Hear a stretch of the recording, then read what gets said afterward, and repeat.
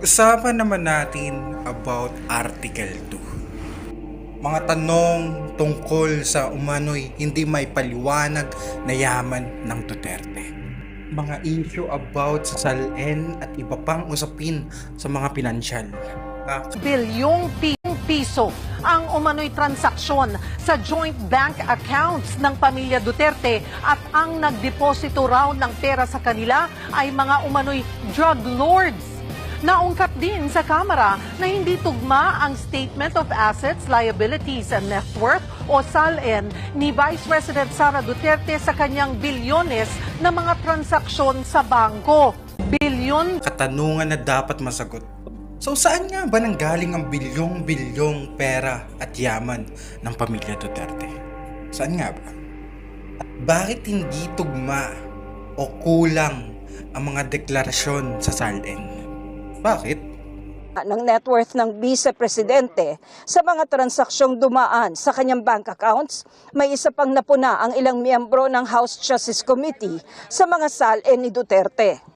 Mula 2019 hanggang 2024, walang iniulat si Vice President Sara Duterte na cash on hand and in bank sa kanyang SALN.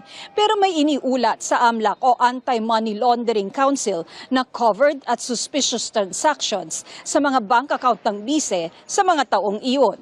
Halimbawa, noong 2019, kung kailan walang idineklarang cash on hand and in banks ang bise, may na-flag na transaksyon ng AMLAC na mahigit 60 million pesos. At noong 2019 at 2024, kahit na 5 po, wala po siyang dineklara na cash at saka cash on hand.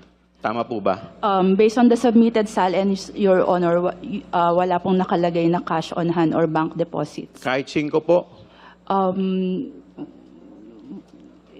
Wala pong nakalagay, Your Honor. Hindi wow. At ito pa, at may mga bank accounts na at mga investment na hindi na deklara. Ano bang tinatago niyo? So paano nakabili ng mga mamahaling ari-arian at mga luxury items kung public servant ka lang?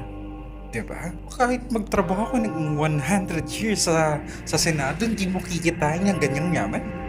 So, ng nakawan dito sa ating gobyerno, corruption in government.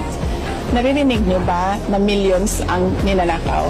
Hindi, di ba? Ang naririnig niyo, billions ang ninanakaw sa budget natin. Pamilya ng Duterte ay kumikita sa illegal drugs. Ay, kaya naman pala ang bilis yumaman ng pamilyang Duterte. So ano masasabi niyo dito?